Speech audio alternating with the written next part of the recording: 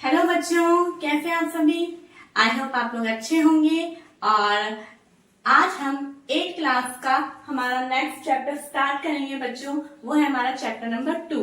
Okay, और जो first chapter के क्वेश्चन आंसर है उसकी वीडियो भी आएगी, आप चिंता ना करें। लेकिन मैंने अभी चैप्टर 2 स्टार्ट कर दिया है क्योंकि आपकी स्कूल जो है ओपन हो चुकी है, तो हम कोशिश करेंगे हमारा टाइम टू टाइम हमारा सिलेबस कवर होता जाए। ओके बच्चों, और जैसा भी है कि हमारा चैप्टर नंबर 2 क्या है, micro organisms, friend and four.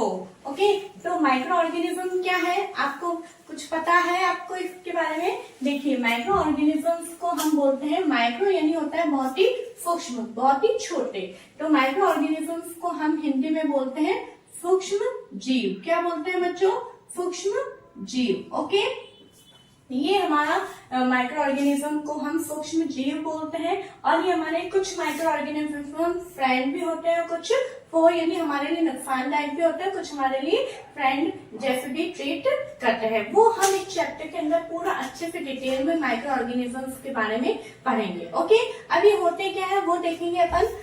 Other living organisms, देखिए अदर क्यों लिखा है, क्योंकि लिविंग ऑर्गेनिजम्स में प्लांट्स होते हैं, एनिमल्स होते हैं, ह्यूमन बींग्स होते हैं। लेकिन इनके अलावा भी और जो दूसरे लिविंग ऑर्गेनिजम्स होते हैं around us which we normally can not see, जो हमारे चारों तरफ जो लिविंग ऑर्गेनिजम्स होते हैं जिनको हम नॉर्मली अपनी आंखों से नहीं देख पाते हैं, उन्हें हम क्या बोलते हैं, माइक्रो ऑर्गेनिजम्स और माइक्रोब्स बोलते हैं। इनको देखने के लिए हमें किसकी जरूरत होती है बच्चों, मैग्नीफाइंग ग्लास की जरूरत होती है, या फिर हमारे को इसको माइक्रोस्कोप के अंदर हम देखते हैं। ओके, अब देखिए एक्टिविटी 2.1 और एक्टिविटी 2.2 जैसा कि आपके एनसीईआरटी बुक के अंदर दे रखी है, उसका मैंने कुछ लिखा है कि collect some moist soil from the field. यानी हमें फील्ड में से यानी कोई भी जमीन में से मॉइस्ट यानी जो गीली सी मिट्टी होती है उसको लेना है, उससे कलेक्ट करना है। एक दूसरी एक्टिविटी में है take a few drop of water from a pond, यानी जो पॉन्ड का वाटर है उसकी कुछ हमें ड्रॉप्स लेनी है। ये दोनों सैंपल हमें लेने हैं। लेने के बाद में हमें क्या करना है, एक जैसे कि एक कांच की स्लाइड्स होती है, आपने देखा इस तरह की स्लाइड्स होती है, इस पे इन सैंपल्स को यहाँ पे रख के, और जब हम इसे माइक्रोस्कोप या मैग्नीफाइंग ग्लास के अंदर रख के देखते हैं तो इसके अंदर हमें क्या मिलता है, कुछ हमें नजर आती हैं, कुछ स्ट्रक्चर्स हमें नजर आती हैं। तो क्या है, दीज ऑब्जर्वेशन शो, ये ऑब्जर्वेशन क्या शो करते हैं, that water and soil are full of tiny organism. मैंने जैसे कि बताया कि कुछ स्ट्रक्चर्स नजर आती हैं, तो कुछ छोटे छोटे ऑर्गेनिजम्स नजर आते हैं। True not all of them fall into the category of microbes. और ये जो है एक जैसे नहीं होते, अलग अलग टाइप्स के होते हैं, और इसमें एक बहुत बड़ी माइक्रोब्स की कैटेगरी होती है, बहुत अलग अलग टाइप्स के होते हैं, वो हमें इनके अंदर देखने को मिलते हैं। तो अब आप यहाँ पे देखिए कि जो माइक्रो ऑर्गेनिजम्स हैं, ओके बच्चों, उनके कुछ टाइप्स यहाँ पर हैं। मैंने यहाँ पे 4 टाइप्स में, इसलिए मैंने इस तरीके का चार्ट बनाया है। आई होप आप लोगों को अच्छा लग रहा होगा। जैसे हमने यहाँ पे देखा कि कैटेगरी ऑफ माइक्रोब्स, यानी माइक्रोब्स की कैटेगरी है वो क्या है, first bacteria, second fungi, third protozoa and fourth algae. Okay, तो इस तरह से आपको चारों नाम याद करने हैं। इनके अंदर भी बहुत सारे सब पॉइंट्स आएंगे, उसका चार्ट हम अलग बनाएंगे। ओके, ऑर्गेनिज्म ये जो है कितने ग्रुप्स में था, 4 मेजर ग्रुप्स में थे, bacteria, fungi, protozoa and algae. Okay, ये चारों नाम आपने, आई होप आपने याद कर लिए होंगे क्योंकि मैंने लास्ट वीडियो में आपको चार्ट बना के दिया था। और अब बैक्टीरिया जो है उसके एग्जाम्पल जो है आपके बुक में बैक्टीरिया की केवल कुछ फोटोज दी हुई, नाम कुछ नहीं दिया है, लेकिन मैंने आपको यहाँ पे 2 एग्जाम्पल लिख के दिए हैं, वो है राइजोबियम एंड लैक्टोबैसिलस। ओके, ये 2 एग्जाम्पल आप लिख सकते हैं अपने चार्ट में।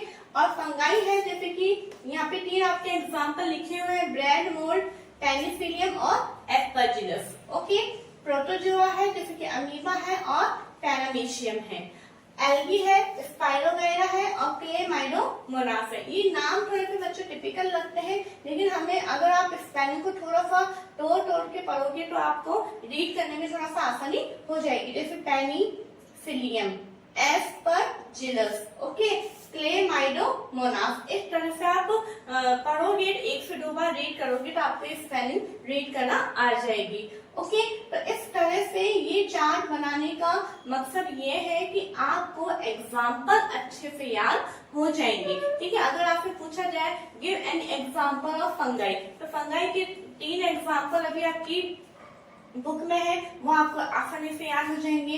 प्रोटोजोआ के हैं, एल्गी के हैं, और बैक्टीरिया के नहीं दे रखे थे लेकिन मैंने यहाँ पे लिख दिए हैं, तो वो भी आपको याद हो जाएंगे। बहुत सारे बैक्टीरिया हैं, बहुत सारे फंगाई हैं, लेकिन आपकी बुक में जितना है उतना ही मैंने लिखा है। ओके, अब देखिए, जैसे कि कुछ इनके द्वारा जो डिजीज होती है, बीमारियां होती है, उनको हम देखेंगे बाय प्रोटोजोआ। प्रोटोजोआ के द्वारा डायसेंट्री होता है और मलेरिया होता है। डायसेंट्री को हम हिंदी में पेचिश बोलते हैं, जो कि पेट में दर्द वगैरह होता है उसके अंदर। ठीक है, मलेरिया आप बहुत अच्छे से जानते हैं।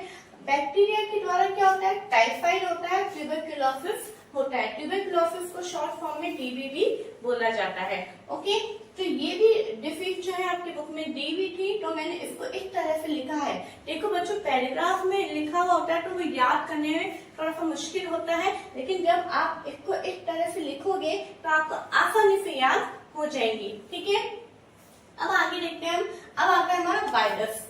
वायरस जो है इसको हमने माइक्रो ऑर्गेनिज्म के साथ में क्यों नहीं लिखा है, क्योंकि दे आर ऑल्सो माइक्रोस्कोपिक। ये भी माइक्रोस्कोपिक होता है, मतलब ये भी इतना सूक्ष्म होता है कि इसको भी हम अपनी आंखों से नहीं देख सकते, लेकिन हमें इसको देखने के लिए माइक्रोस्कोप की जरूरत होती है। इसलिए क्या लिखा है कि ये भी है तो microscopic, but are different from other micro organism, परंतु ये इन माइक्रो ऑर्गेनिज्म से थोड़े डिफरेंट है, इसीलिए वायरस को इसके साथ में मेजर ग्रुप में इंक्लूड नहीं किया गया। आ रही बात समझ में? ठीक है, वायरस जो है वो अलग है।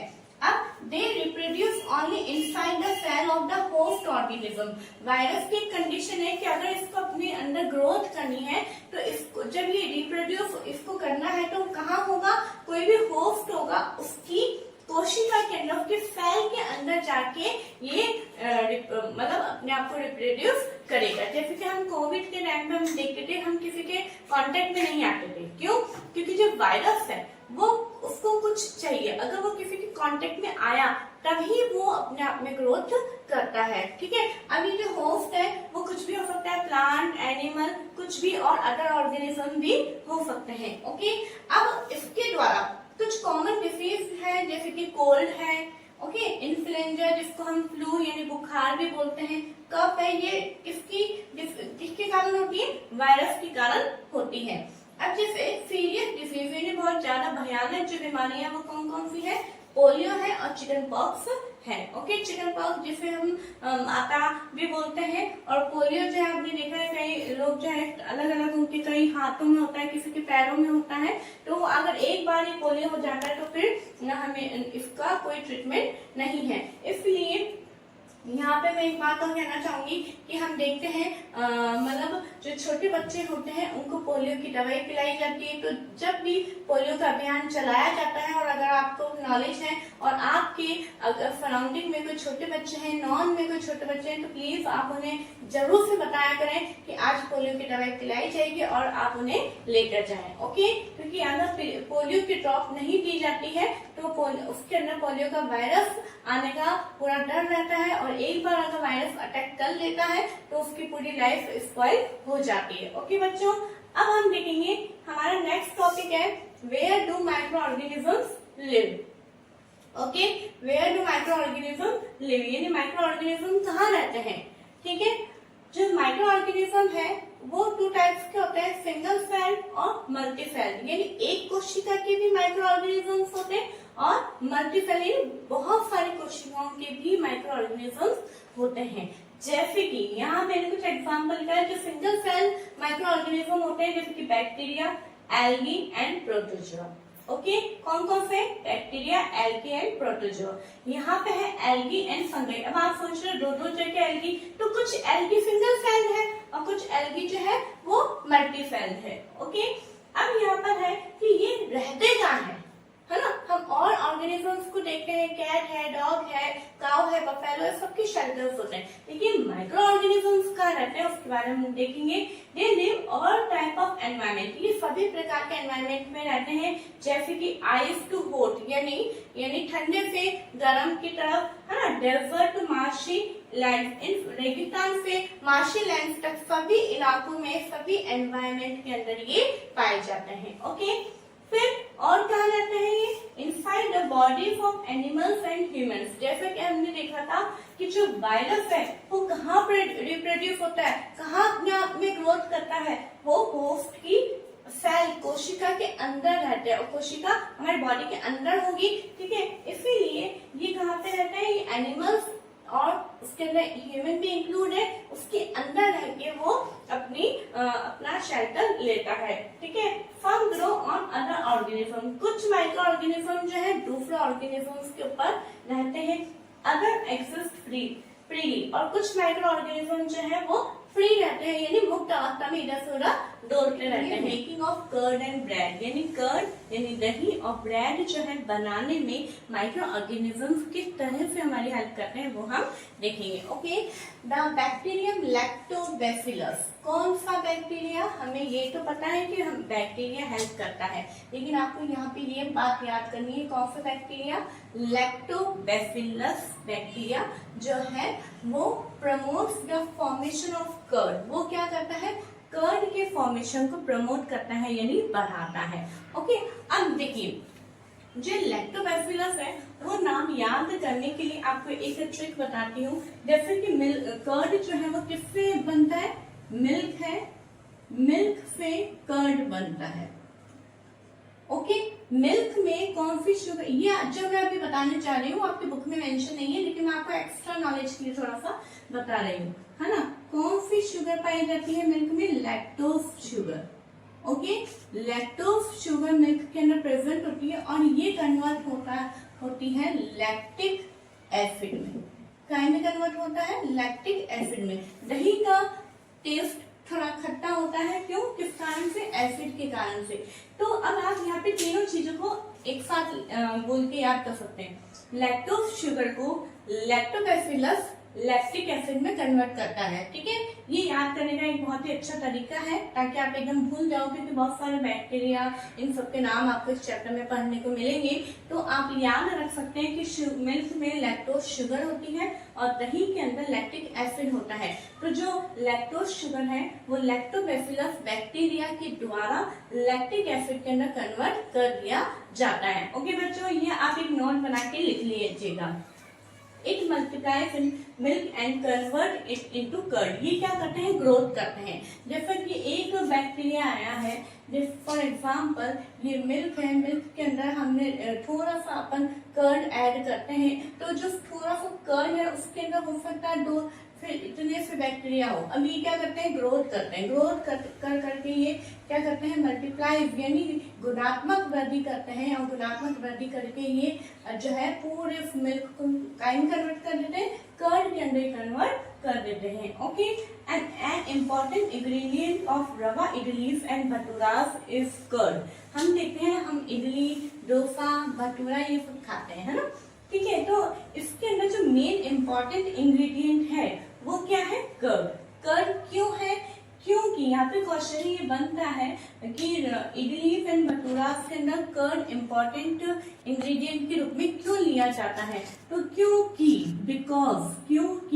Bacteria and yeast are also helpful for fermentation of rice, idlis and dosa batter. क्योंकि जो बैक्टीरिया और जो ईस्ट है वो जो राइस इडलीज और जो डोसा बैटर जो हम बनाते हैं उसके फर्मेंटेशन में हेल्प करता है। क्या में हेल्प करता है, फर्मेंटेशन प्रोसेस में हेल्प करता है।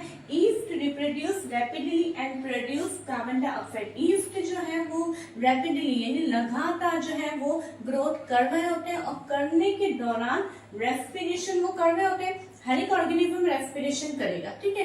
तो जब वो रेस्पिरेशन करते हैं तो रेस्पिरेशन के दौरान कौन सी गैस वो प्रोड्यूस करेंगे, कार्बन डाइऑक्साइड। तो जो कार्बन डाइऑक्साइड गैस जो निकलती है वो बबल्स के रूप में, देखो मैंने यहाँ पे एरोस में इसलिए बनाया ताकि आपको जो कार्बन डाइऑक्साइड है वो कौन सी गैस के रूप में जनरेट होगी, वो बबल्स के रूप में जनरेट होती है और fill the dough and increase its volume. और ये जो गैस निकल गई कार्बन डाइऑक्साइड वो कहाँ जाएगी, तो जो वो डो है, जैसे हमने डो का बैटर बनाया या इडली का जो हमने पूरा वो तैयार किया है, उसके अंदर वो बबल्स के रूप में इकट्ठी होती जाएगी। इकट्ठी होने के कारण उसका वॉल्यूम अगर इतना सा हमने इतना सा लिया था, देखो मैंने यहाँ पर बनाया, और वो जब इसके अंदर कार्बन डाइऑक्साइड गैस फिल हो जाएगी तो वो इतने में ये बढ़ जाएगा, उसका वॉल्यूम जो है इंक्रीज हो जाएगा। आ रही बात समझ में आपको? तो क्यों है? क्योंकि जो बैक्टीरिया और जो ईस्ट है वो मल्टीप्लाइज ग्रोथ करता है और रेस्पिरेशन के दौरान ही कार्बन डाइऑक्साइड गैस प्रोड्यूस करते हैं, जो कि बबल्स के रूप में डो के अंदर जमा होती जाती है और इसके वॉल्यूम को इंक्रीज करती है। ठीक है, ये आपका आंसर इस क्वेश्चन का होगा। आगे देखिए, the use of east in the baking industry. जो ईस्ट का यूज है वो बेकिंग इंडस्ट्री में, जैसे कि ब्रेड, पेस्ट्रीज और केक्स बनाने में ये होगा। ठीक है, और bacteria are also involve in the making of cheese, pickles and many other food item. और जो बैक्टीरिया है उसका चीज बनाने में, पिकल्स, अचार और बहुत सारे फूड आइटम्स बनाने में भी काम में आता है। टॉपिक है माइक्रो ऑर्गेनिज्म। आपने देखा है क्या लिखा है यहाँ पे, टाइप्स ऑफ माइक्रो ऑर्गेनिज्म, यानी माइक्रो ऑर्गेनिज्म कितने प्रकार के होते हैं। ओके, 2 टाइप्स है। अगर आपको इतना सा पूछे how many type of micro organism, तो आप आंसर करेंगे 2 टाइप्स। कौन कौन से? Friendly micro organisms and harmful micro organism. नाम से पता चला, यानी वो माइक्रो ऑर्गेनिज्म जो कि फ्रेंडली यानी हमारे लिए यूजफुल है, ओके, और वो माइक्रो ऑर्गेनिज्म जो कि हमारे लिए हार्मफुल है, यानी हमारे लिए नुकसानदायक है। इस तरह के 2 माइक्रो ऑर्गेनिजम्स इस पूरे ब्रह्मांड के अंदर पाए जाते हैं। कौन कौन से? एक तो यूजफुल और एक हार्मफुल, दोनों तरीके के माइक्रो ऑर्गेनिजम्स पाए जाते हैं।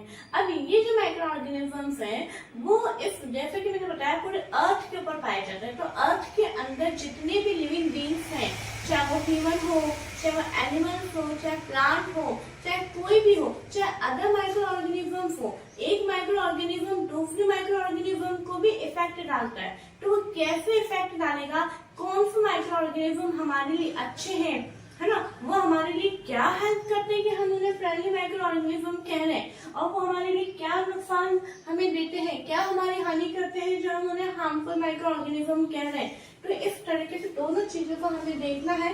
फ्रेंडली माइक्रो ऑर्गेनिज्म जो है किन किन चीजों में हमारी मदद करता है वो यहाँ पे मैंने आपके लिखे हैं। जैसे आपके चैप्टर के अंदर हम देखते हैं, ये थ्योरी में दिया हुआ होता है ना, चैप्टर में आपके एक एक पॉइंट लिखा, उसका डिस्क्रिप्शन, फिर एक पॉइंट लिखा, फिर उसका डिस्क्रिप्शन। तो एक एक पॉइंट कभी कभार हमें याद नहीं होता है, लेकिन जब आप ये चार्ट बनाएंगे, ठीक है, ये चार्ट जब आप बनाएंगे तो चार्ट आपको केवल, मान लो इतना सा क्वेश्चन आ गया कि फ्रेंडली माइक्रो ऑर्गेनिजम्स किन किन चीजों में हेल्प करते हैं, ओके, किन किन चीजों में हेल्प करते हैं, तो आपका आंसर क्या हो सकता है, आपको फटाफट से याद हो जाएगा, making of curd and bread. It means curd and bread को बनाने में माइक्रो ऑर्गेनिज्म मदद करते हैं। अब आप देखिए, कर्ड यानी दही और ब्रेड, दोनों जो फूड आइटम है हमारे लिए कितने हेल्पफुल हैं और हमारे लिए कितने एसेंशियल हैं, है ना। अगर ये नहीं होते, अगर ये माइक्रो ऑर्गेनिज्म, अब ये कौन सा माइक्रो ऑर्गेनिज्म इसको हेल्प बनाता है, वो सारी चीजें हम एक एक डिटेल में देखेंगे। अभी मैं उतने पे नहीं हूँ, मैंने सोचा था कि नीचे मैं एग्जाम्पल भी लिखे उन माइक्रो ऑर्गेनिजम्स के, लेकिन मैंने कहा कि फिर डिटेल में हम बाद में पढ़ेंगे। अगर ये माइक्रो ऑर्गेनिज्म नहीं होता जो कर्ड और ब्रेड को बनाने में हमारी मदद कर रहा है, तो क्या कर्ड बन पाता, क्या कभी हम दही नाम का कोई फूड आइटम भी ले पाते, नहीं ले पाते, है ना। तो कर्ड और ब्रेड को कौन बना रहा है, माइक्रो ऑर्गेनिजम्स बना रहा है। ओके, नेक्स्ट आता है हमारा कमर्शियल यूज। कमर्शियल यूज के अंदर जैसे कि हम देखते हैं, वाइन जो होती है उसको बनाने में, अल्कोहल्स वगैरह को बनाने में जो है माइक्रो ऑर्गेनिजम्स काम में आते हैं, है ना। अब ये आता है हमारा थर्ड यूज, मेडिसिनल यूज। जैसे पेनिसिलिन नाम की एक दवाई होती है जिसको बनाने में कौन हेल्प करते हैं, माइक्रो ऑर्गेनिज्म। बहुत सारी दवाइयां होती है जिनको बनाने में हम इन माइक्रो ऑर्गेनिज्म यानी सूक्ष्म जीवाणुओं की मदद लेते हैं। तो ये हमारे फ्रेंड्स हुए, क्यों, क्योंकि अगर दवाइयां नहीं होंगी तो हम हमारी बीमारियों को कैसे ठीक करेंगे। ओके बच्चों, फिर आता है हमारा इंक्रीजिंग सॉइल फर्टिलिटी। ये जो है मैंने आपको फर्स्ट चैप्टर में भी समझाया था कि एक आप याद करिए कौन सा बैक्टीरिया था जो सॉइल फर्टिलिटी को इंक्रीज करता था, बताइए। राइजोबियम, है ना। राइजोबियम जो बैक्टीरिया है वो सॉइल फर्टिलिटी को इंक्रीज करने में हमारी हेल्प करता है। तो इट मीन्स ये भी फ्रेंडली माइक्रो ऑर्गेनिज्म हुआ।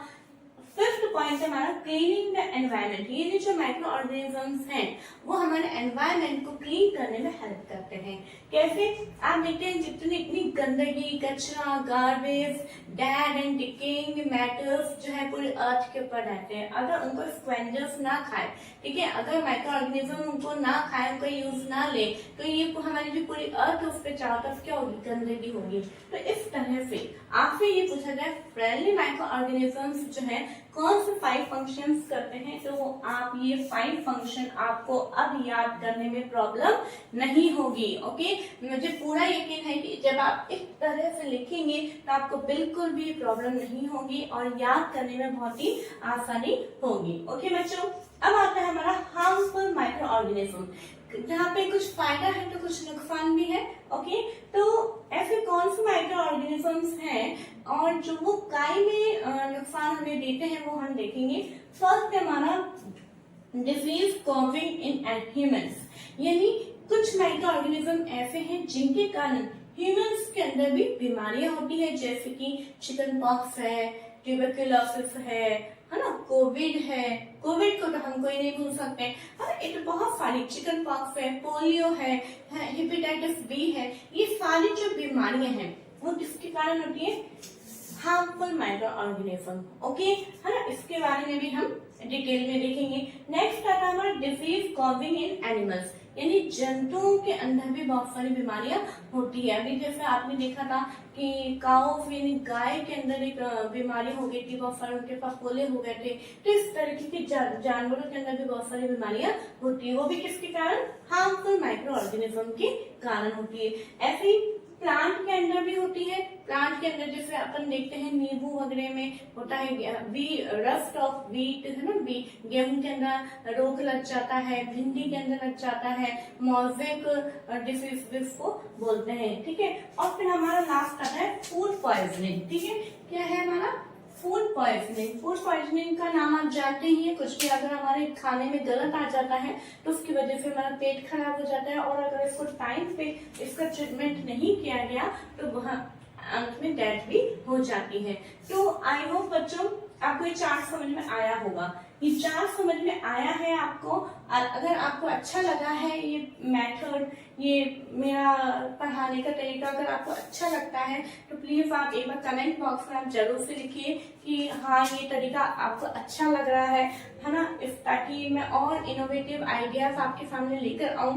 क्योंकि थ्योरी याद करने में बच्चों को बहुत बोरियत लगती है, मैं जानती हूँ। ठीक है, थ्योरी नहीं याद करनी, हमें केवल समझना है, समझ के आप अपने ऑन लैंग्वेज में इस आंसर को लिख सकते हैं। ओके, क्या होता है जो मतलब एक जो हम उत्पादन के क्षेत्र से अगर हम देखें तो माइक्रो ऑर्गेनिज्म बहुत मदद करता है। उसके अंदर कौन सा माइक्रो ऑर्गेनिज्म है?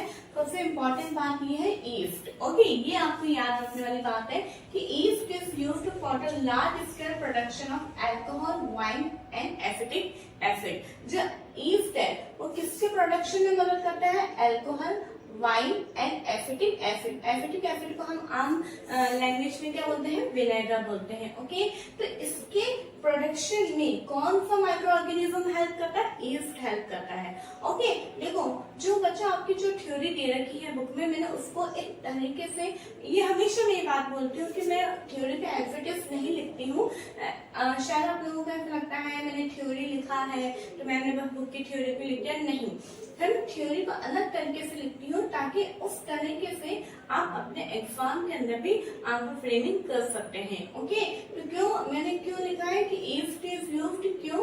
क्योंकि पहले हमें पता होना चाहिए कि कमर्शियल लेवल पे कौन सा माइक्रो ऑर्गेनिज्म मदद कर रहा है। तो ईस्ट हमारा यहाँ पे आंसर हुआ। अब वो काय को प्रोडक्ट करने में मदद कर रहा है? Alcohol, wine and acetic acid, जिसे विनेगर बोलते हैं। विनेगर को आपको पता है हिंदी में सिरका भी बोला जाता है। आपको पता है कि कि सिरका जो है काय में काम में आता है, आपको पता है जैसे कि हमारे हैं चाउमीन में अपन आप डालते हैं विनेगर, है ना, उसमें डालते हैं। पिकल्स यानी अचार को लंबे समय तक सुरक्षित रखने में इसमें ये विनेगर डाला जाता है ना, एक तरह से। टमाटो केचप है, उनके अंदर भी विनेगर को ऐड किया जाता है। In this process, अब ये होता क्या है? In this process, yeast is grown on natural sugar present in grains like barley, wheat, rice, fruit, juice. इस प्रोसेस के अंदर जो yeast है वो ग्रो किसके ऊपर होता है? जो नेचुरल शुगर होती है। नेचुरल शुगर किसके अंदर प्रेजेंट होती है? बहुत सारे जैसे ग्रेन्स होते हैं, जैसे कि बार्ली है, व्हीट है, राइस है, फ्रूट जूस है, इन सबको जो है उसके अंदर क्या ग्रोथ करता है? ईस्ट ग्रोथ करता है। उसके अंदर क्या प्रेजेंट होता है कि ईस्ट ग्रोथ करता है? नेचुरल शुगर प्रेजेंट होता है, और शुगर के अंदर जो है ईस्ट ग्रोथ करता है। आप देखते हैं कि जब हमारे जो ये जितने भी फल होते हैं वो खराब हो जाते हैं, सड़ जाते हैं, ठीक है, उसके बाद में इनसे ये सारी चीजें बनाई जाती है। तो उसके अंदर जो शुगर होती है ना, है ना, उसके अंदर ये ईस्ट माइक्रो ऑर्गेनिज्म जो है वो ग्रोथ करता है, और ग्रोथ करने के कारण जो है वो इन चीजों को प्रोड्यूस करने में हमारी हेल्प करता है। ओके, अब ईस्ट जो है वो करता क्या है? ईस्ट ग्रोथ करता है, ग्रोथ करने के बाद में convert sugar into alcohol and produce alcohol smell. और ये क्या करता है? ईस्ट क्या करता है? जो उसके अंदर जो शुगर होती है, जो फ्रूट के अंदर शुगर होती है, जो ग्रेन्स के अंदर शुगर होती है, उस शुगर को काय में कन्वर्ट करता है? अल्कोहल में कन्वर्ट करता है। अब कौन करता है अल्कोहल में कन्वर्ट? ईस्ट करता है। देखिए हर लाइन में हमेशा दो तरीके से क्वेश्चन बनाना आपको बताती हूँ कि जैसे आपसे पूछा जाए शुगर को अल्कोहल में कौन कन्वर्ट करता है, आपका आंसर होगा ईस्ट। आपसे पूछा जाए ईस्ट किसको किस में कन्वर्ट करता है, तो आपका आंसर होगा शुगर को अल्कोहल में कन्वर्ट करता है। ठीक है, और कौन सा स्मेल प्रोड्यूस करता है? अल्कोहल स्मेल प्रोड्यूस करता है। ओके, कौन सा स्मेल? अल्कोहल स्मेल प्रोड्यूस करता है। और this process is known as fermentation. और ये जो प्रोसेस है ईस्ट का अल्कोहल शुगर को अल्कोहल में कन्वर्ट करना, ये जो प्रोसेस है उसको हम क्या बोलते हैं? फर्मेंटेशन बोलते हैं। क्या बोलते हैं? फर्मेंटेशन। और and discovered by Lewis pasture. और ये किसने डिस्कवर किया था? लुईस पास्चर के द्वारा जो है ये डिस्कवर हुआ था। ओके, तो इस टॉपिक के अंदर जितने भी जिस तरह के क्वेश्चन बन सकते हैं उसी तरीके से मैंने आपके सामने थ्योरी लिखी है। और प्लीज मैं कहना चाहूंगी बच्चों कि आप इन नोट एक जैसे नोट्स टाइप में मैं लिखवाती हूँ, तो ये आपको अपनी कॉपी के अंदर नोट डाउन करने हैं। ओके, चलिए अब आगे हम देखते हैं। हमारा है next use medicinal use of micro organism. Okay, तो मेडिसिनल यूज यानी औषधीय उपयोग, यानी माइक्रो ऑर्गेनिज्म जो है वो हमारी दवाइयां बनाने में भी काम में लेते हैं। तो कैसे?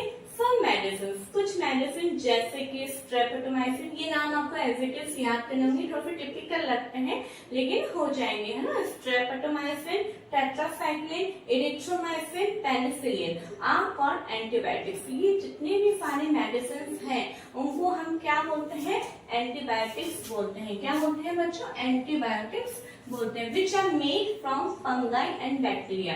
और ये किससे मिलके बनी होती है? फंगाई एंड बैक्टीरिया से मिलके बनती है। क्या बनती है? एंटीबायोटिक्स। एंटीबायोटिक किससे बनाई जाती है? Fungi and bacteria. Fungi and bacteria क्या है? माइक्रो ऑर्गेनिजम्स है। ओके, ठीक है। तो अब आपसे ये पूछा जाए व्हाट आर एंटीबायोटिक्स। एंटीबायोटिक्स होते क्या है? तो सम मेडिसिन किल और stop the growth of the disease carrying micro organisms.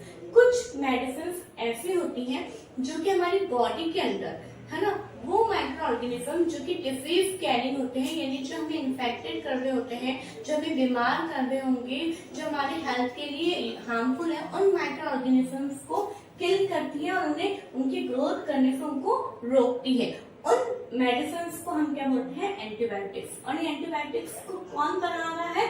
कुछ दूसरे ना हमारे माइक्रो ऑर्गेनिज्म जैसे कि फंगाई एंड बैक्टीरिया। ओके, आ रही थी समझ में? अब एंटीबायोटिक्स की यूज क्या है? These are used to cure a variety of diseases। ये बहुत सारी बीमारियों से जो है हमें जो क्योर करने में हमारी मदद करती है। These are mixed with the feed of livestock and check microbial infection in animals। ये क्या करते हैं? ये लिवस्टॉक के उसमें भी मिलाए जाते हैं और ये एनिमल्स के अंदर कुछ माइक्रोबायल इन्फेक्शन हो रहा है या नहीं हो रहा है उसको चेक करने में भी काम में लिया जाता है। ओके, तो आपको ये समझ में आ गया कि एंटीबायोटिक्स क्या होते हैं। एंटीबायोटिक्स वो मेडिसिन होती हैं जो कि फंगाई एंड बैक्टीरिया से बनाई जाती है और ये हमारी बॉडी के अंदर जो हार्मफुल माइक्रो ऑर्गेनिजम्स आ रहे होते हैं उनको किल करने में और उनकी ग्रोथ को रोकने में हमारी मदद करती है। ओके, तो अब ये जो एंटीबायोटिक्स हैं वो किसकी मदद से हमारी बॉडी में एंटर करते हैं। भाई एंटीबायोटिक्स को हमारे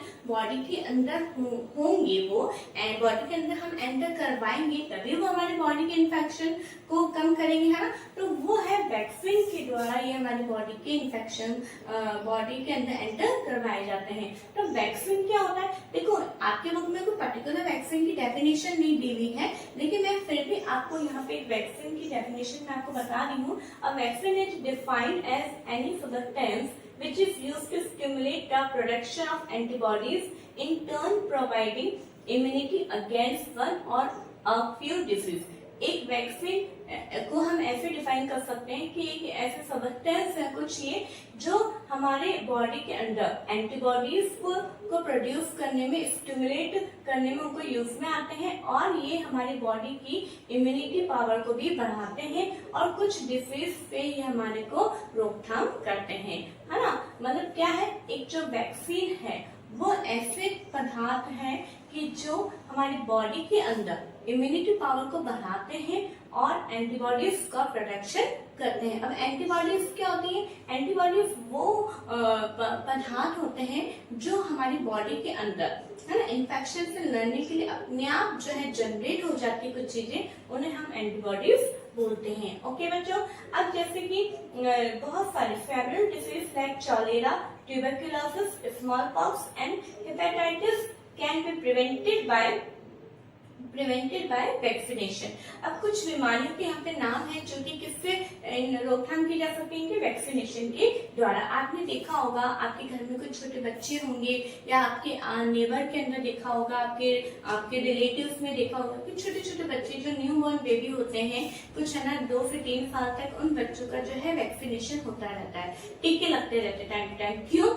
ताकि उन बच्चों को कि अंदर वो वैक्सीन पहले ही एंटर करवा दी जाए, ताकि उसको जब कोई इन्फेक्शन होने लगेगा तो वो वैक्सीन जो है उसकी बॉडी के अंदर जो है पहले से प्रेजेंट उस इन्फेक्शन से उसको लड़ेगी, ठीक है, और इन्फेक्शन वाले जो माइक्रोबायल्स है उसको वो किल कर देगी, है ना। इस तरह से पहले से ही वैक्सीनेशन करवाया जाता है। आप देखते हो कि हर थोड़े थोड़े टाइम में पल्स पोलियो प्रोग्राम चलाया जाता है, उसकी जो न्यूज है वो टीवी के ऊपर जो है, न्यूज़पेपर में, रेडियो के ऊपर सब तरफ जो है उसको प्रसारित किया जाता है, बताया जाता है कि इस डेट को पल्स पोलियो प्रोग्राम है और पल्स पोलियो प्रोग्राम के अंदर आपको बच्चों को लेकर आना है और वहाँ पे उनको पोलियो की दवाई पिलाई जाती है ना। जैसे कि मैंने यहाँ पे लिखा है ये polio drops given to children are actually a vaccine. बच्चों को जो पोलियो ड्रॉप्स पिलाई जाती है वो भी क्या एक तरीके का वैक्सीन है। पोलियो हो जाने के बाद उसका कोई ट्रीटमेंट नहीं, लेकिन पोलियो ना हो इससे रोकथाम करने के लिए पहले से ही पोलियो की वैक्सीन पिलाई जाती है, ठीक है। और ये जो कि मतलब मुंह से ओरल पिलाई जाती है इसलिए इसको ओरल ड्रॉप्स बोला जाता है। Okay, oral polio vaccine, OPV इसको शॉर्ट फॉर्म में बोला जाता है। और आप देखते हैं आपके भी लगे, आप याद करिए अपने बचपन के समय को, चाइल्डहुड टाइम को, कि आपकी हेपेटाइटिस है, ये स्मॉल पॉक्स है, इन सब की बीमारियों के आपके भी वैक्सीन लगी है। और अगर आपको याद नहीं है तो आप अपने पेरेंट्स से जरूर पूछिए, ठीक है। अब जैसे कि वैक्सीन फॉर स्मॉल पॉक्स, यहाँ पे जो स्मॉल पॉक्स जिसे हम छोटी माता भी बोलते हैं, ठीक है, तो स्मॉल पॉक्स की जो वैक्सीन है वो किसके द्वारा डिस्कवर की गई थी, एडवर्ड जेनर के द्वारा 1798 के अंदर इन्होंने इसकी खोज करी थी, ठीक है। स्मॉल पॉक्स की वैक्सीन किसने खोज करी थी, एडवर्ड जेनर ने। और यहाँ पे अगर हम देखें तो जो हमारी एंटीबायोटिक्स है, एंटीबायोटिक्स की जो खोज करी थी उन्होंने एडवर्ड अलेक्जेंडर फ्लेमिंग के द्वारा इन्होंने खोज करी थी, ठीक है बच्चों। तो यहाँ पे स्मॉल पॉक्स के बारे में मैं ये बताना चाहूंगी कि एक छोटी सी नॉलेज आपको देना चाहूंगी कि कई बार मैं देखती हूँ कि जब किन्हीं बच्चों में स्मॉल पॉक्स हो जाता है तो वो बिल्कुल उन्हें 7 to 14 डेज उन्हें नहलाया नहीं जाता है, घर से बिल्कुल बाहर नहीं निकलने दिया जाता है, ठीक है। तो ये थोड़ा सा रॉन्ग प्रैक्टिस है। मैं ये बताना चाहूंगी कि जो स्मॉल पॉक्स है वो किसके द्वारा हुआ है, वो एक वायरस के द्वारा हुआ है। आगे हम इसी चैप्टर में पढ़ेंगे कि स्मॉल पॉक्स किसके द्वारा होता है। तो स्मॉल पॉक्स एयर के द्वारा, वायरस के द्वारा होता है ये, चूंकि और इसके अंदर सबसे पहले आपको डॉक्टर के जाना जरूरी है। कई बार हम देखते हैं कि बच्चों को हम लेके नहीं जाते हैं, है ना, और उन्हें सोचते हैं ये छोटी माता के रूप में है तो इन्हें डॉक्टर की जरूरत नहीं है। लेकिन मैं ये गाइड करना चाहती हूँ बच्चों कि जब भी आपको स्मॉल पॉक्स वगैरह ऐसी कोई प्रॉब्लम होती है तो आपको तुरंत डॉक्टर के जाना चाहिए। डॉक्टर के जाएंगे कि डॉक्टर आपके पता करेगा, वो छोटे छोटे दाने हो जाते हैं, उन दानों को देख के बताएगा कि आपको किस प्रकार का स्मॉल पॉक्स हुआ है, क्योंकि सबका ये अलग अलग होता है। किसी में छोटे छोटे दाने होते हैं, किसी के दानों में पानी भरा हुआ होता है ना, तो अलग अलग होता है। और उसके बाद में वो जो है उसको देख के वो मेडिसिन भी देंगे, दवाई देते हैं, जिसके कारण आपको ज्यादा प्रॉब्लम नहीं होगी। और इसके अंदर आप नीम को पानी में बॉयल करके उस पानी से भी आपको रोज नहाना चाहिए, जिससे कि जो भी इचिंग होती है इस दौरान वो आपको ना हो। ठीक है बच्चों, और बाहर निकलने के लिए इसलिए मना किया जाता है ताकि क्योंकि ये इन्फेक्शन डिजीज है, ये संक्रामक बीमारी है, दूसरों के आप टच में आएंगे तो उनको भी इन्फेक्शन हो जाएगा। तो इसलिए प्लीज आपसे मैं कहना चाहूंगी कि अगर, क्योंकि ये बड़ों को भी हो जाता है, छोटों को भी हो जाता है, या आप अपने जान पहचान में भी किसी को देखते हो कि उसको ये प्रॉब्लम हो रही है, तो आप उन्हें गाइड करिए कि आप प्लीज ऐसे घर में ना बैठे, आप ऐसे डॉक्टर को दिखाइए। पॉइंट है इसके अंदर इंक्रीजिंग सॉइल फर्टिलिटी। जैसे कि आपने 7th क्लास में भी बहुत अच्छे से पढ़ा है ना, मिट्टी की उर्वरकता को कैसे इंक्रीज किया जाता है।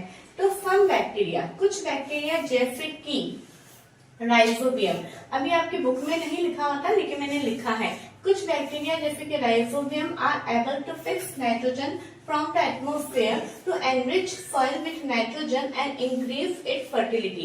क्या होता है, आपको पता है कि जो प्लांट्स होते हैं वो अपना खाना खुद बनाते हैं, अपना फूड खुद प्रिपेयर करते हैं, ठीक है। तो फूड प्रिपेयर करने के बाद में उनको जो ग्लूकोज बनता है उससे उनके पूरे प्लांट को एनर्जी मिलती है। जितना भी न्यूट्रिशन चाहिए होता है सॉइल के द्वारा, है ना, ऑक्सीजन चाहिए होता है, कार्बन डाइऑक्साइड चाहिए होता है, जो भी कुछ चाहिए होता है उनको एयर के द्वारा सब मिल जाता है। लेकिन आप यहाँ पे एक बात देखिए कि जो नाइट्रोजन है, अब नाइट्रोजन वो भी एयर के अंदर तो बहुत अच्छी मात्रा में प्रेजेंट है, तो ये प्लांट जो एयर के द्वारा नाइट्रोजन क्यों नहीं ले लेते हैं, क्योंकि ये नाइट्रोजन को गैस फॉर्म में नहीं ले पाते हैं, जिसके कारण क्या होता है, प्लांट के अंदर नाइट्रोजन की कमी होने लगती है, जिसके कारण इनकी सॉइल है, जो मिट्टी है, उनके अंदर नाइट्रोजन की कमी होने लगती है, जिसके लिए इनको क्या करना होता है, मिट्टी के अंदर नाइट्रोजन की पूर्ति पूरी रखनी होती है। और उस पूर्ति को पूरी रखने के लिए कौन हेल्प करता है, हमारा बैक्टीरिया हेल्प करता है। अब वो कैसे हेल्प करता है वो देखेंगे।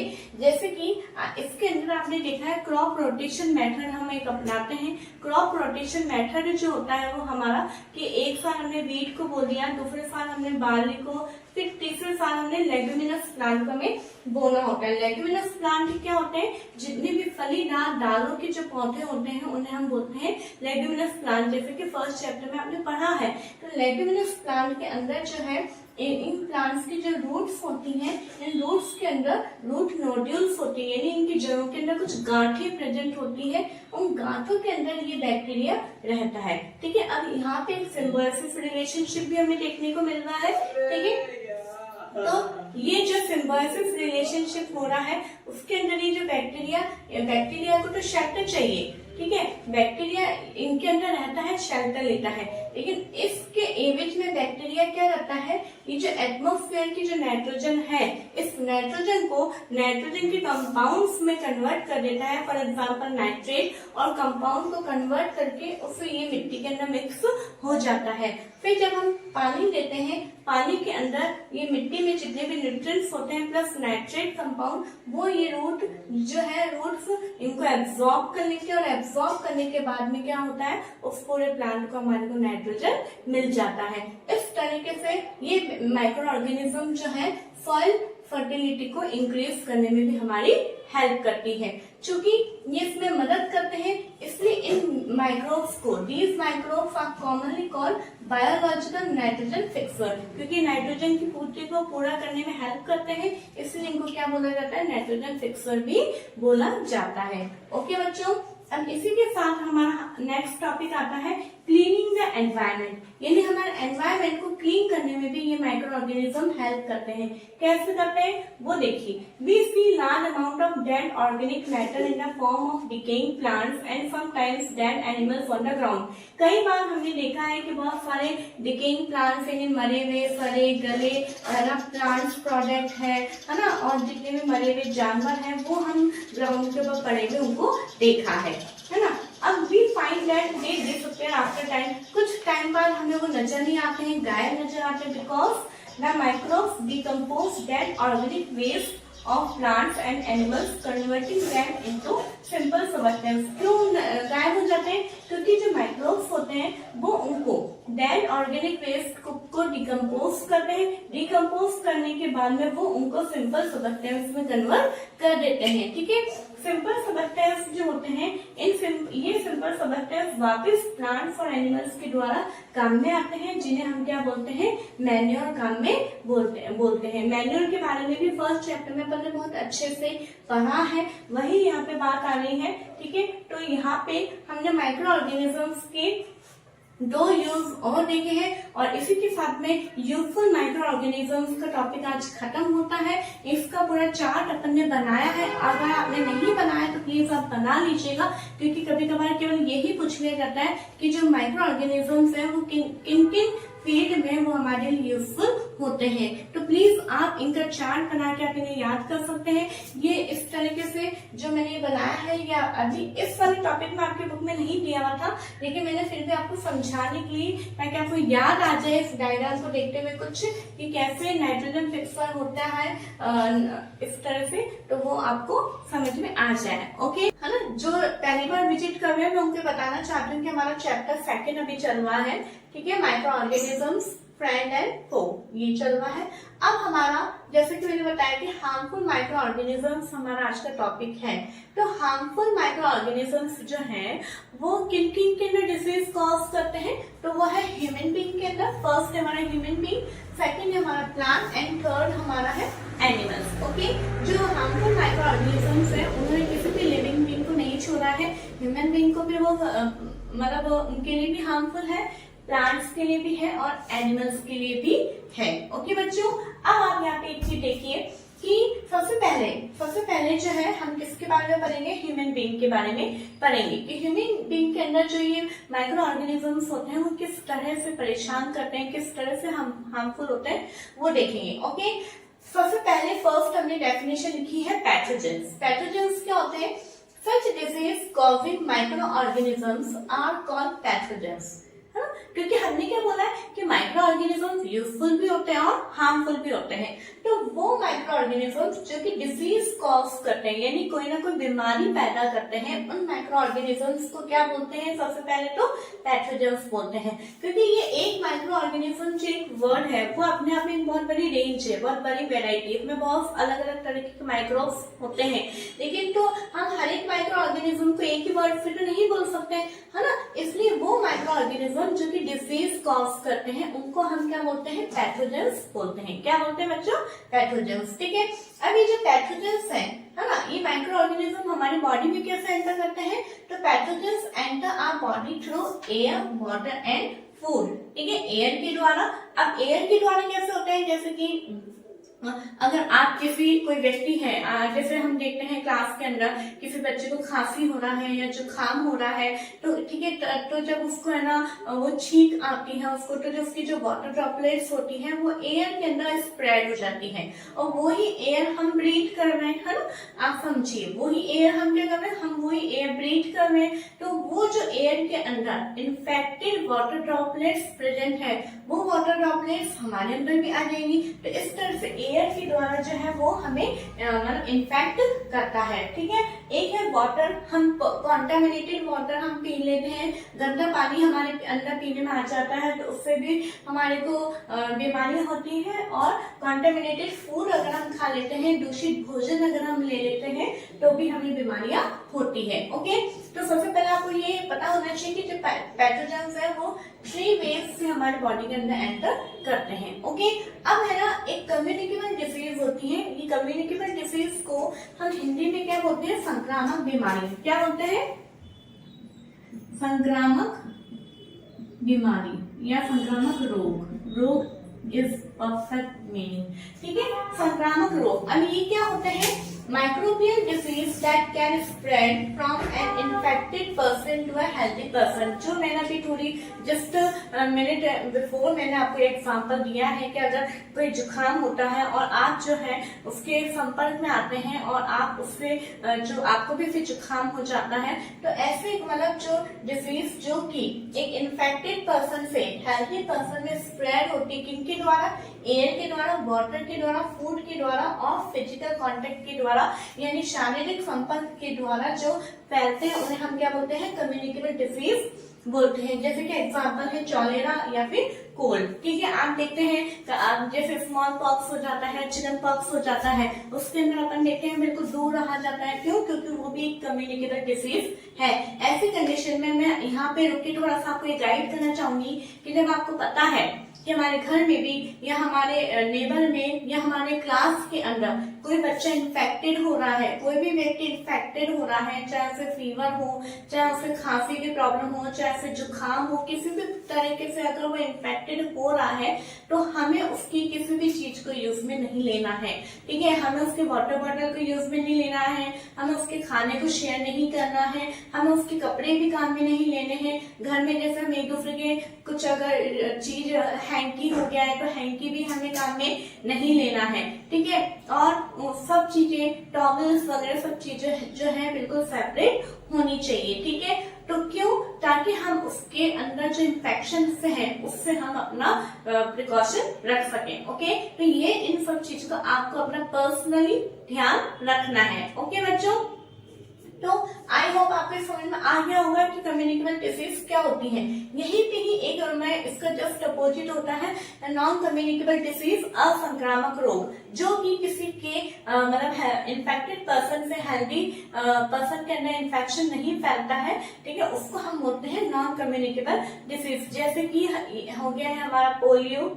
ओके, पोलियो एक ऐसी डिजीज है जो कि एक दूसरे से नहीं फैलती है। हेपेटाइटिस बी है, वो भी एक दूसरे से नहीं फैलता है। इस तरह कैंसर है, वो भी एक दूसरे से नहीं फैलती। एक तरह की कुछ बीमारियां होती हैं जो एक के अंदर पाई जाती है, तो उससे उसके कांटेक्ट में आने पे दूसरों में हो, ऐसा पॉसिबल नहीं होता है। ओके बच्चों, अब देखिए अब हमने ये कहा कि एयर के द्वारा, वाटर के द्वारा, फूड के द्वारा ये आता है, तो मतलब कोई ना कोई तो इनको लेकर आता होगा, कोई ना कोई तो ऐसा मीडियम होगा, कोई वाहक होगा जो इनको यहाँ तक लेके आ रहा है। तो some insect and animals act as carriers of disease causing microbe। कुछ इंसेक्ट और कुछ एनिमल्स ऐसे होते हैं जो कि इन माइक्रोब्स को कैरी किए हुए होते हैं, वो एक ऐसे कैरियर का काम करते हैं। ठीक है ना, तो उन कैरियर्स के 3 टाइप्स के कैरियर्स है यहाँ पे। फर्स्ट हमारा हाउस फ्लाई। हाउस फ्लाई क्या होता है बताइए, सबको पता होगा, जिसको हम हिंदी में बोलते हैं घरेलू मक्खी। क्या बोलते हैं? घरेलू मक्खी। ओके, तो ये जो हाउस फ्लाई है वो कैसे हमारे को इन्फेक्ट करती है? देखिए क्या होता है कि जितने भी मतलब गार्बेज है, वहां पे कचरा है, गंदगी है, सीवेज है, वहां पे हाउस फ्लाई वगैरह बैठ जाती है और उन गार्बेज पे, उन जगहों पे जितनी भी गंदगी होती है ना, जितने भी माइक्रो ऑर्गेनिज्म यानी जितने भी पैथोजेंस होते हैं, यहाँ माइक्रो ऑर्गेनिज्म नहीं बोलेंगे हम, जितने भी पैथोजेंस उनके अंदर प्रेजेंट होते हैं, वो पैथोजेंस क्या होते हैं उस हाउस फ्लाई के ऊपर आ जाते हैं और फिर ये हाउस फ्लाई हमारे घर में आ जाती है, हमारे फूड के ऊपर बैठ जाती है। ठीक है, अगर वो अनकवर्ड हो, अगर वो ढका हुआ नहीं होगा तो फूड के ऊपर आ जाती है, मतलब सब जगह फैलती है वो। तो इस तरह से उनके ऊपर जो पैथोजेंस है वो जो है शिफ्ट हो जाते हैं, वो ट्रांसफर हो जाते हैं हमारे एयर के अंदर, वाटर के अंदर, फूड के अंदर। ठीक है, इस तरह से ये जो है हमें बीमारियां फैलाने में ये मदद करते हैं। ठीक है, तो इससे बचाव के लिए क्या है कि हमें एक तो फूड बिल्कुल ढक के रखना होता है, खाना बना के आपको ढक के रखना होता है, पानी वगैरह जो भी हम स्टोर करके रखते हैं उसे पूरा ढक के रखना होता है। ठीक है ना, आपको अपनी साफ सफाई का, क्लीनिंग का पूरा ध्यान रखना होता है, जैसे कि पानी जमा नहीं होने देना चाहिए घरों के अंदर, आसपास के एरियाज में, नहीं तो वहाँ पे जो बैक्टीरियाज होते हैं वो बहुत ज्यादा ग्रोथ करते हैं, है ना, जितने भी पैथोजेंस होते हैं वाटर के अंदर सबसे ज्यादा ये ग्रोथ करते हैं, तो वो जमा नहीं होना चाहिए। ठीक है, सेकेंड हमारा कैरियर आता है फीमेल एनोफिलिस मॉस्किटो, यानी मादा एनोफिलिस मच्छर। ठीक है, ये एक प्रकार का मॉस्किटो है। ये क्या करता है, हम ये कहते हैं कि जो मलेरिया होता है वो है ना मच्छर के काटने से होता है, लेकिन सही पूरा रीजन ये नहीं है। क्या होता है, which carriers the parasite of malaria it means plasmodium. ये जो मच्छर है वो तो बेचारा क्या कर रहा है, केवल एक बाइट करने का काम कर रही है। ये तो फीमेल एनोफिलिस मॉस्किटो जो है ना, जैसे कि मैंने पहले भी बताया था, ये क्या कर रही है, उसको तो केवल ब्लड चाहिए हमारा। क्यों? क्योंकि हमारे ब्लड में एक प्रोटीन होता है और प्रोटीन इसको जरूरी होता है, इसलिए ये तो केवल बेचारे ब्लड ले रही है। लेकिन क्या है, अब इसके अंदर, इस मॉस्किटो के अंदर एक पैथोजन पाया जाता है, वो है प्लाज्मोडियम। क्या है? प्लाज्मोडियम। और ये प्लाज्मोडियम जब वो बाइट करती है तो हमारी सलाइवा, हमारे ब्लड के अंदर जो है वो एंटर हो जाता है, जिसके कारण हमें मलेरिया होता है। वापस बता रही हूँ बच्चों कि जो फीमेल एनोफिलिस मॉस्किटो है जब ये बाइट करती है, ठीक है, तो ये इसके ऊपर क्या होता है, प्लाज्मोडियम है इसके अंदर, और प्लाज्मोडियम जो है मलेरिया फैलाने में मदद करता है। तो प्लाज्मोडियम हमारे ब्लड के अंदर एंटर कर जाता है, जिसके कारण हमें मलेरिया होता है। ओके, तो ये आपको नाम याद रखना है। थर्ड कैरियर है हमारा फीमेल एडिस मॉस्किटो। ओके, जो यानी मादा एडिस मच्छर। जो ये एडिस मच्छर है वो कौन सी वायरस को लिए हुए कैरी करता है, डेंगू, है ना।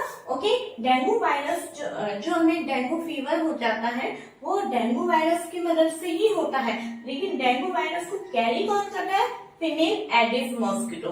यानी फीमेल एडिस मॉस्किटो जब बाइट करता है तो ये डेंगू वायरस हमारे ब्लड के अंदर एंटर कर जाता है और जिसके कारण हमें डेंगू हो जाता है। ठीक है बच्चों, तो यहाँ पे अभी ये हमारा टॉपिक है ह्यूमन बीइंग, यानी जो पैथोजन्स ह्यूमन बीइंग को इन्फेक्ट करते हैं उसके बारे में हमने पढ़ा है। इन सब का एक ही है कि जब आपको हमें इन्फेक्शन हो रहा हो तो हमें अपना खुद का और दूसरों का भी ध्यान में रखना है। हमें अगर जुकाम खांसी हो गया है तो हमें मास्क लगा के रखना है ना, और हमें हैंकीफ को नोज को कवर करके रखना है। हमें हमारे हैंड्स को सबको अच्छे से सैनिटाइज करके रखना है। इन सब चीजों से, और हमें हमारे घर में भी क्लीनिंग का पूरा ध्यान रखना है, घर में भी गंदगी नहीं होनी चाहिए। ओके, तो इन सब चीजों का हमें इसमें पूरा ध्यान रखना है, तब हम इन बीमारियों से बच सकते हैं। फूड को कवर्ड करके रखना है।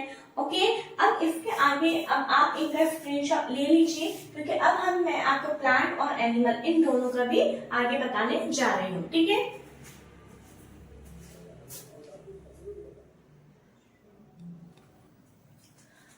ओके बच्चों, अब देखिए अभी तक हमने इन ह्यूमन बींग्स का पढ़ा था, अब हम एनिमल्स का देख रहे हैं और प्लांट का देख रहे हैं। ठीक है, एनिमल्स में जैसे कि जानवरों के अंदर एंथ्रेक्स एक ऐसी बीमारी है जो कि बहुत ही डेंजरस है। ठीक है, बहुत ही खतरनाक है। Anthrax is a dangerous human and cattle disease. ये ह्यूमन और कैटल दोनों के अंदर पाई जाती है और ये एक प्रकार के बैक्टीरिया के द्वारा होती है। ठीक है, किसके द्वारा होती है, ये बैक्टीरिया के द्वारा होती है। और दूसरा है foot and mouth disease of cattle is caused by a virus, यानी एक वायरस के द्वारा जो है फुट और माउथ के अंदर बीमारियां होती है। किसके अंदर, कैटल के अंदर। ये दो ही आपके दे रखे हैं, तो ये दोनों आपको याद रखना है। ठीक है बच्चों, नेक्स्ट आता है हमारा इन प्लांट। प्लांट के अंदर देखिए वैसे mostly wheat, rice, potato, sugarcane, orange, apple, इन सब के अंदर जो है बीमारियां होती है। आपके बुक के अंदर ये 3 तरीके के प्लांट डिजीज दे रखी है, तो वो मैं आपको बता रही हूँ। जैसे फर्स्ट है सिट्रस कैंकर, जो कि किसके द्वारा होता है, बैक्टीरिया के द्वारा होता है। और ये इसका मोड ऑफ ट्रांसमिशन क्या, एयर, यानी एयर के अंदर बैक्टीरिया प्रेजेंट होता है और उसके द्वारा ये बीमारी होती है। ठीक है, सेकेंड है रस्ट ऑफ व्हीट, यानी व्हीट का रस्ट। ये जो है किसके द्वारा होता है, फंगाई के द्वारा होता है और इसका मोड क्या है, एयर एंड सीड्स, यानी जो अगर खराब बीज है और वो खराब बीज बो दिए जाते हैं तो ये पौधे के अंदर भी रोग लग जाता है। फिर है येलो बैंड मोज़ेक ऑफ भिंडी, यानी भिंडी का येलो बैंड मोज़ेक, जिसे ओकरा बीमारी भी कहते हैं। ये इंसेक्ट के द्वारा और वायरस के द्वारा, मतलब माइक्रो ऑर्गेनिज्म तो वायरस है लेकिन इसका मोड, यानी यहाँ पे इंसेक्ट क्या है, इसका कैरियर है। ये जो वायरस है इस इंसेक्ट के अंदर ही पाया जाता है और ये इंसेक्ट जब इसको लेता होगा काम में तो ये इसके अंदर ये बीमारी हो जाती है। ठीक है बच्चों, तो ये हमारा यहाँ पे कंप्लीट होता है इन एनिमल्स एंड इन प्लांट्स। उसके अलावा जो ह्यूमन बींग्स के अंदर जो टंग ऑफ डिफीज और होती है उसकी पूरी जो टेबल है वो भी हम अभी देखेंगे, लेकिन इससे पहले आप एक इसका स्क्रीनशॉट ले लीजिए।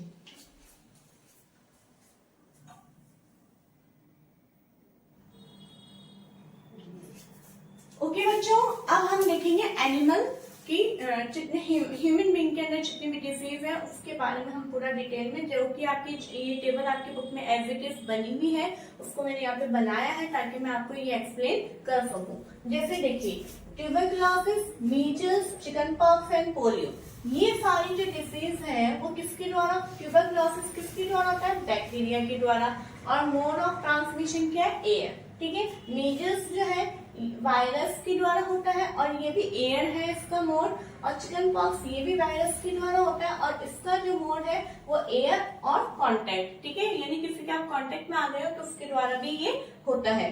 पोलियो जो है ये भी एक वायरस के द्वारा होता है और ये या तो फिर एयर या फिर वाटर, इन दोनों में से अगर कुछ भी अपन ने गलत कॉन्टामिनेटेड वाटर ले लिया है या पॉल्यूटेड एयर हमने ब्रीथ कर ली है तो उसके कारण ये पोलियो हो सकता है। ठीक है, अब हमें इसको प्रिवेंटिव मेजर क्या है, मतलब हम इसे कैसे रोकथाम कर सकते हैं वो देखेंगे हम।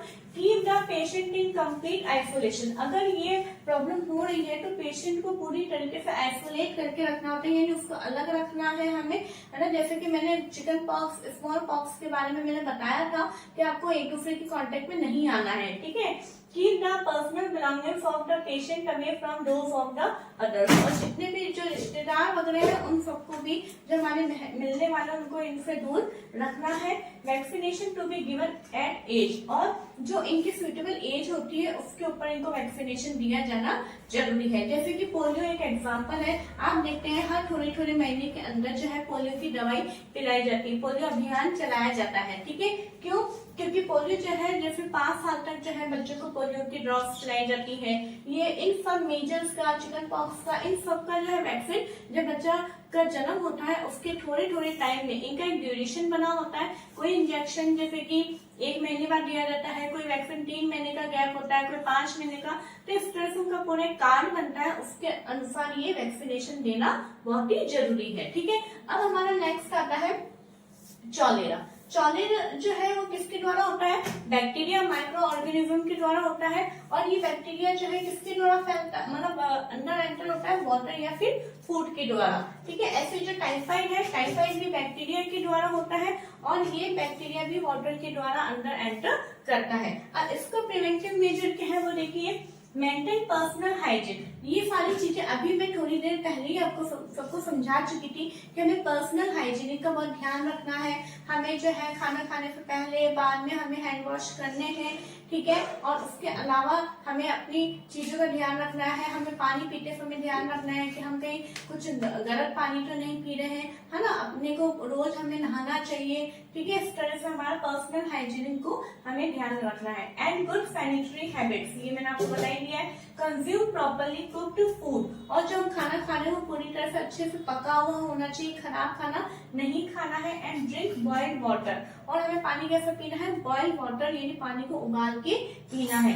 और वैक्सीनेशन, यानी इसके भी हमें क्या लगती है, वैक्सीन लगती है, जो कि हमें उसका पूरा ध्यान रखना है। देखिए बच्चों, मैं ये बात बताना चाहूंगी कि अगर आपके रिलेटिव्स में, आपके नेबर्स में किसी छोटे बच्चे का जन्म होता है, ठीक है, तो आप उनके पेरेंट्स को थोड़ा सा एजुकेट भी कर सकते हैं। अगर वो आप देख रहे हैं कि वो अगर ज्यादा एजुकेट नहीं है तो आप उन्हें टाइम टाइम पे पूछ सकते हैं कि आंटी क्या आप इसका वैक्सीनेशन, टीकाकरण करवा रहे हैं। तो इस तरीके से हो सकता है उनको इस चीज के बारे में नॉलेज नहीं हो, जानकारी नहीं हो, तो आप जो है इनको बता सकते हो। ठीक है, तो आप जब उनको अपनी इन चीजों के बारे में बताएंगे तो वो सबसे पहले आपको खुश हो जाएंगे, थैंक यू बोलेंगे कि आपने हमें अच्छी बात बताई। अगर आपको पता चलता है कि आज पोलियो की दवाई पिलाई जा रही है तो आप उनको बता सकते हो, आंटी क्या आपने इनको आपने आज पोलियो ड्रॉप पिला दी। तो ठीक है, तो इस तरीके से आपको, क्योंकि नॉलेज आपको मिल चुकी है, तो आपको अपने नेबर्स में, अपने सोसाइटी में इस चीज को फैलाना चाहिए। ठीक है बच्चों, ये एक्स्ट्रा मैं आपको नॉलेज दे रही हूँ, क्योंकि केवल ये ऐसा नहीं है कि हमने बुक में पढ़ लिया है, इसे याद कर लिया, कॉपी में लिख लिया, इतना ही सफिशिएंट बच्चों नहीं होता है। ठीक है, नेक्स्ट आता है हमारा हेपेटाइटिस ए। इसका भी वैक्सीन लगता है। ये किसके द्वारा होता है? वायरस के द्वारा होता है और ये वाटर के द्वारा फैलता है। इसका प्रिवेंटिव मेजर क्या है? ड्रिंक बॉइल्ड वाटर, मतलब पानी उबाल के पीना है और वैक्सीन लगवाना है। ठीक है। नेक्स्ट है मलेरिया। मलेरिया के बारे में भी हमने पढ़ा था। मलेरिया किसके द्वारा होता है? प्रोटोजोआ, जो कि क्या था? प्रोटोजोआ एक प्लाज्मोडियम के द्वारा था। और प्रोटोजोआ जो है वो किसके द्वारा कैरियर हो रहा था? मॉस्किटो के द्वारा कैरियर हो रहा था। और ये अब इसका प्रिवेंटिव मेजर क्या है? Use mosquito net and repellents. ठीक है। Spray insecticides and control breeding of mosquitoes by not allowing water to collect in the surrounding. ये सारी चीज मैंने अभी समझा दी थी कि एक तो हमें मॉस्किटो नेट यानी मच्छरदानी का उपयोग करना चाहिए। ठीक है। आप देखते हैं हम ऑल आउट वगैरह लगाते हैं, कहीं एक आती ट्यूब्स भी आती हैं जो कि हम स्किन पे लगाते हैं ताकि हमें मच्छर ना काटे। ये सब चीजों का हमें यूज में लेना चाहिए और हमारे आसपास में पानी जमा नहीं होना चाहिए। क्यों? क्योंकि उसके अंदर मॉस्किटो बहुत ज्यादा ब्रीड करते हैं, यानी बहुत ज्यादा ग्रोथ कर लेते हैं, जो कि हमारे लिए हार्मफुल होते हैं। ठीक है। और क्या होता है? इंसेक्टिसाइड्स का स्प्रे करना चाहिए, यानी जितने भी एक स्प्रे आते हैं जिनके अंदर इंसेक्ट को मारने वाली दवाइयां मिली हुई होती है, उन्हें हम बोलते हैं इंसेक्टिसाइड, उनका जो है स्प्रे करना चाहिए। ठीक है। और हमारे आसपास में जो है वाटर कलेक्ट नहीं होना चाहिए। फूड प्रिजर्वेशन यानी क्या होता है कि भोजन को हमें सुरक्षित रखना है। भोजन को पहले सुरक्षित क्यों रखना है? क्योंकि क्या होता है, अगर हम भोजन को सुरक्षित नहीं रखेंगे तो वो भोजन खराब हो जाएगा, फूड जो है वो स्पॉइल हो जाएगा। क्यों हो जाएगा? क्योंकि उसके अंदर माइक्रो ऑर्गेनिज्म ग्रोथ करने लग जाते हैं और वो ग्रोथ करने के कारण जो है उसके अंदर माइक्रो ऑर्गेनिज्म एक टॉक्सिक सब्सटेंस जनरेट कर लेते हैं, यानी एक जहरीला पदार्थ उसके अंदर बनाने लग जाते हैं, जिसके कारण उसको अपन बोलते हैं फूड पॉइजन। ठीक है। और वो जब हमारे को प्रॉब्लम होती है, कई बार आपने देखा होगा कहीं हम शादी पार्टी में जाकर आते हैं या हम कुछ ऐसा खा लेते हैं जिसके कारण हमें पेट में प्रॉब्लम होने लगती है, हमें वॉमिटिंग होने लगती है, डायरिया होने लग जाता है। ठीक है। और ये काफी 1-2 दिन तक रहता है। फिर हम डॉक्टर के पास जाते हैं तो डॉक्टर सबसे पहले पूछते हैं कि आपने क्या खाया है ना? ऐसा होता है। आप ध्यान करिए थोड़ा सा, अगर बीते समय में आपको या आपके घर में किसी को ऐसा हुआ है तो आप इस चीज को याद करिए। डॉक्टर पूछता है आपने क्या खाया था, सबसे पहले वो ये नहीं पूछता आप कहाँ गए थे या आपने क्या किया था, वो ये पूछता आपने क्या खाया था। मतलब फिर उसके बाद में उनको ऐसा मतलब वो निकालते हैं कि उस खाने के अंदर कुछ ना कुछ खराबी रही होगी, इस कारण आपको ये प्रॉब्लम हुई है। तो उसको अपन जो बोलते हैं खाने मतलब पॉल्यूटेड फूड को खाने से जब हमारे को प्रॉब्लम होती है तो उसको अपन क्या बोलते हैं? फूड पॉइजनिंग बोलते हैं। और ये फूड पॉइजनिंग बच्चों इतना सीवियर प्रॉब्लम है कि इसके अंदर बच्चों को मतलब बच्चों, बड़ों, बुजुर्गों सभी कोई अगर टाइम पे ट्रीटमेंट नहीं मिलता है तो इसमें बीमार तो होते ही हम, साथ में डेथ तक भी हो जाती है। इसीलिए फूड को हमें प्रिजर्व करके रखना जरूरी है, सुरक्षित करके रखना जरूरी है। ठीक है। तो आज के हमारे टॉपिक के अंदर क्या है? Method of food preservation. Clear? आपकी बुक में 6 मेथड्स दे रखे हैं। अब आपको ये एक बहुत बड़ा यहाँ पे ये दिख रहा है चार्ट, मैंने आपके जो पूरे 6 मेथड्स हैं फूड प्रिजर्वेशन के, उसको इस तरीके से लिखा है। आई होप आपको ये मेथड अच्छा लग रहा होगा। ठीक है। मैंने बड़ी मेहनत से यहाँ पे लिखा है। इसमें आप ये देखिए कि सबसे पहले यहाँ पे ये पूछा जा सकता है कि जो फूड प्रिजर्वेशन है उनके how many methods of food preservation. आपको इस तरीके से जब आप लिखेंगे तो इसमें आपके बहुत सारे क्वेश्चंस आपको इजीली देखने को मिल जाएंगे और आप इजीली तैयार कर लेंगे। सबसे पहला क्वेश्चन क्या बन सकता है? How many methods of preservation. तो आंसर क्या होगा? 6 मेथड्स ऑफ फूड प्रिजर्वेशन। ठीक है। अब कौन कौन से? पहला तो हो गया हाउ मेनी, यानी कितने हैं? 6 मेथड्स हैं। ठीक है। सेकंड क्वेश्चन हम स्टेप बाय स्टेप चलते हैं। सेकंड क्वेश्चन क्या आएगा? इनके नेम बताने, कौन कौन से फूड प्रिजर्वेशन के मेथड है। तो chemical method, by common salt, by sugar, by oil and vinegar, heat and cold treatment, by storage and packing. ये आराम से नाम याद करने में आसानी हो गई। उसके बाद में हम फर्स्ट मेथड लेते हैं केमिकल मेथड। ठीक है। यानी रासायनिक विधि। अब रासायनिक विधि का मतलब क्या है? मतलब कुछ चीजों को हम एज अ केमिकल्स यूज में लेते हैं जिससे कि हम जो फूड प्रोडक्ट उसके अंदर ऐड करते हैं ताकि उस फूड के अंदर माइक्रोब्स की ग्रोथ जो है वो रुक जाए या खत्म हो जाए। देखिए क्या है? Salt and edible oils. ठीक है।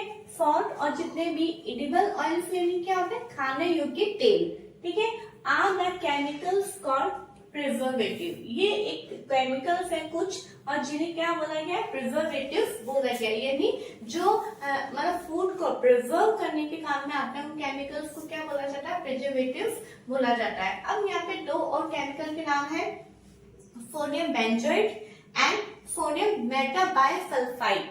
क्या नाम है, sodium benzoate and sodium metabisulphide, ठीक है। ये किसमें काम आते हैं, जैम्स और स्क्वैश के अंदर ऐड किए जाते हैं ताकि जैम्स और स्क्वैश आप देखते हैं बहुत लंबे समय तक वो चलता है ताकि वो खराब ना हो। ओके, ये है हमारा केमिकल मेथड। तब इसके अंदर क्वेश्चन कैसे बन सकता है कि जैसे सोडियम बेंजोएट है वो किस में ऐड किया जाता है, तो जैम एंड स्क्वैश के अंदर, है ना। ये पूछा जा सकता है प्रिजर्वेटिव्स क्या है, तो आप ये बता सकते हैं। क्लियर, सोडियम मेटाबाइसल्फाइड किस काम में आता है, तो वो जैम और स्क्वैश को प्रिजर्व करने के काम में आता है। इस तरीके से आप इसमें क्वेश्चन बन सकते हैं। ओके, सेकंड पॉइंट है हमारा bye common salt. Common salt आप जानते हैं, साधारण नमक। साधारण नमक के द्वारा हम कैसे प्रिजर्व कर सकते हैं, meat and fish are covered with dry salt to check the growth of bacteria, यानी बैक्टीरिया की ग्रोथ को होने से कौन रोक सकते हैं, हमारे ड्राई सॉल्ट, यानी सॉल्ट के अंदर इसको लपेट लिया जाता है, पूरा इतना मिलाया जाता है नमक इसके अंदर ताकि जो है इसमें बैक्टीरिया ना लगे। Okay, it is also use to preserve amla, raw mangoes and tamarind. आप देखते हैं कभी कभार जैसे हम अपनी मम्मी दादी माँ हमारी जो है अचार डालने से पहले जैसे केरी, कच्ची केरी होती है, आंवला होता है, तो उसको पकाने से पहले कुछ घंटे उसको नमक लगा के रखती है, ठीक है। नमक लगा के रखने से क्या होता है, ये खराब नहीं होता है। क्लियर, टैमरिंड का मतलब क्या होता है, इमली।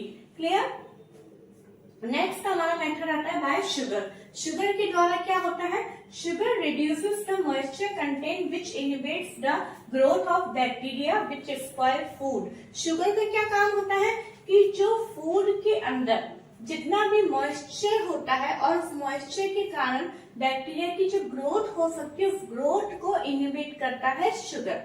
वापस रिपीट करूंगी, जो शुगर है वो फूड के अंदर जितना भी मॉइस्चर होता है और उस मॉइस्चर के कारण बैक्टीरिया की ग्रोथ हो सकती है तो उस ग्रोथ को इनहिबिट करता है शुगर, ठीक है। और ये काय में डाला जाता है, जेम्स, जेलीस एंड स्क्वैश के अंदर ये डाला जाता है, ठीक है। नेक्स्ट आता है हमारा by oil and vinegar. Vinegar क्या होता है, जिसको हम हिंदी में सिरका बोलते हैं। ऑयल और विनेगर का क्या यूज है वो देखेंगे हम। Use of oil and vinegar prevents spoilage of pickles because bacteria cannot live in an environment। जो ऑयल है और जो विनेगर है वो काय में हेल्प करते हैं हमारे। आप देखते हैं आप देखते हैं कि हमारा जो अचार है ना, अचार के अंदर को अगर हम पूरा ऑयल से कवर करके नहीं रखते हैं, मतलब सबसे ऊपर ऑयल की लेयर नहीं आती है तो हमें फफूंद नजर आती है, फंगस लगी हुई दिखाई देती है, ठीक है। तो इसको बचाने के लिए हम क्या यूज में लेते हैं, ऑयल यूज में लेते हैं, ठीक है।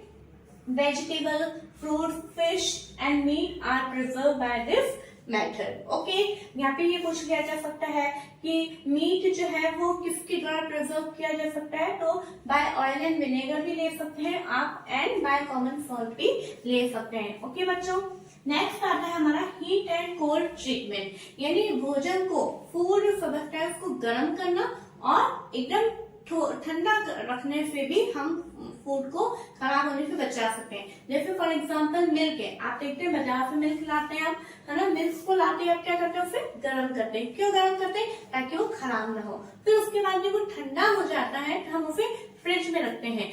समर डेज के अंदर आप देखते हैं अगर हम मिल्क को रूम टेम्परेचर पे बाहर ही छोड़ देते हैं तो बहुत घंटे बाद हम क्या देखते हैं, वो मिल्क जो है वो खराब हो जाता है। तो इट मीन्स हमें पहले तो हमें गर्म करना है और फिर उसके बाद में हमें उसे लो टेम्परेचर यानी हमें उसे फ्रिज में रखना होता है ताकि वो खराब ना हो। तो इसी मेथड को है ना यहाँ पे है कि बॉइलिंग किल्स, यानी जो बॉइल क्यों किया जाता है ताकि बैक्टीरिया जो माइक्रोब्स है वो किल हो जाए, और लो टेम्परेचर क्या करता है, वो माइक्रोब्स की ग्रोथ को इनहिबिट करता है, ठीक है। और यहाँ पे एक प्रोसेस है पास्चराइजेशन, जो मैंने पहले हेडिंग लिखा है फिर उसको मैंने यहाँ लिखा है, the milk is heated to about 70 degree Celsius. Milk को कितने डिग्री सेल्सियस पे गर्म करना है? 70 डिग्री सेल्सियस। देखिए कितना हाई टेम्परेचर है और कितने सेकंड तक? ओनली 15 to 30 सेकंड तक इसको हम गर्म करेंगे एंड देन सडनली चिल, और अचानक इसको हम ठंडा करेंगे एंड स्टोर, और फिर उसे स्टोर करने के लिए रख देंगे। By doing so, it prevents the growth of microbe। ये क्यों किया जाता है? ताकि इनकी माइक्रोब्स की ग्रोथ से इसको सुरक्षा दी जा सके। इट इज कॉल्ड पास्चराइजेशन, और इस मेथड को पास्चराइजेशन बोलते हैं। It was discovered by Louis Pasteur, और ये किसने, इसकी डिस्कवरी किसने करी थी? लुइस पास्चर नाम के वैज्ञानिक ने करी थी। इसलिए प्रोसेस का नाम पास्चराइजेशन कहा जाता है। ठीक है बच्चों, नेक्स्ट हमारा टॉपिक आता है बाय स्टोरेज एंड पैकिंग, यानी हम स्टोर करके और पैकिंग करके भी भोजन को सुरक्षा दे सकते हैं। Dry fruits and even vegetables are sold in seal airtight packet. बिल्कुल एयर टाइट पैकेट्स होते हैं, उनके अंदर उनको रखा जाता है ड्राई फ्रूट्स को और कुछ वेजिटेबल्स को, ताकि माइक्रोब्स का इनके ऊपर अटैक ना हो। ओके बच्चों, तो ये आज का हमारा एक टॉपिक यहाँ पे खत्म होता है। कौन सा टॉपिक है ये? Methods of food preservation. और मैं चाहूंगी कि आप भी अपनी कॉपी में इस तरह से बनाएं। अब आप ये सोच रहे हैं हमारी कॉपी तो इतनी सी होती है, इनमें तो पूरा नहीं आ पाएगा, है ना? तो आपको क्या करना है, अपनी कॉपी होती है उसका पूरा पेज लेना है। ठीक है, केवल एक तरह से नहीं लिखना है। ये जो मेथड है वो पूरा दोनों पेज में कवर होगा। ये ना इस तरह से कॉपी होती है आपकी, इधर की तरफ ये शुरू हो जाएगा और ये लिखते लिखते आप इधर तक आ जाएंगे। इस तरीके से आपका पूरा कॉपी के पेज के ऊपर ये लिखना है, और लिखेंगे तो बहुत अच्छा होगा, क्योंकि बुक में फिर डायरेक्ट थ्योरी याद करने में थोड़ा सा नहीं मन करता है याद करने का, लेकिन इस तरह से आप लिखेंगे, अपने हाथों से लिखेंगे इसको, तो आपको बहुत अच्छा फायदा मिलेगा और आपको याद भी रहेगा कि हमने इसको कैसे बनाया था। ओके बच्चों, तो अगर आपको ये वीडियो अच्छी लगी है तो प्लीज आप इसे ज्यादा से ज्यादा शेयर करिए, क्योंकि आप जितना ज्यादा शेयर करेंगे मुझे उतना ही ज्यादा मोटिवेशन मिलेगा, जितने ज्यादा लाइक्स मिलेंगे और ज्यादा मुझे नए नए आइडियाज मैं आपके सामने लेकर आऊंगी कि किस तरह से चीजों को आप याद कर सकते हैं, लिख सकते हैं, अच्छे से नोट्स बना सकते हैं। ओके, और इन वीडियोस को आप लाइक भी करिए, शेयर करें और सब्सक्राइब करें। Thank you.